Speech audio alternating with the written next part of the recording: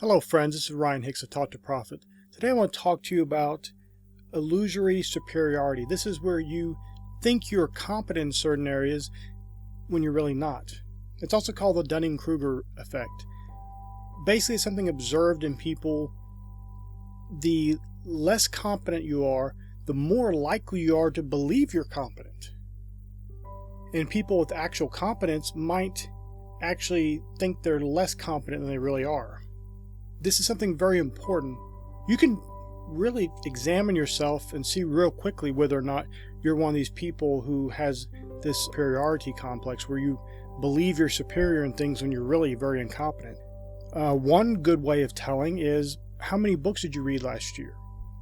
Now, I don't mean how many fiction books or for entertainment or magazines or any of these things like that.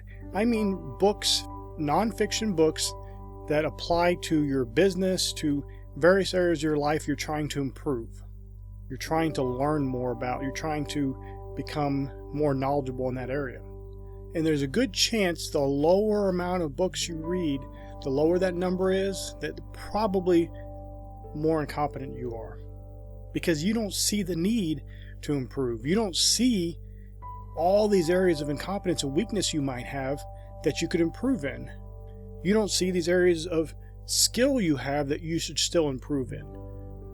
You're just kind of set in your way, believing you're good enough, you have enough, no desire to improve or grow, and that's basically the definition of death.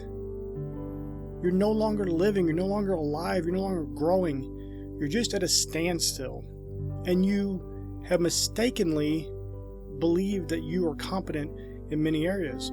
Now, I'm not telling you to go out and point other people's incompetence out because they have this same issue. I'm telling you to look within. What are areas you think you're good at, you think you're doing well at, or you think you have enough knowledge in that you could improve? Are there things that, if you're going to the gym, for example, you've been going to the gym for a year and you look basically the same, this is where this effect comes in. Why would you keep going doing the exact same thing if you're not seeing noticeable improvements? You should double check. What are you doing? What are you doing wrong?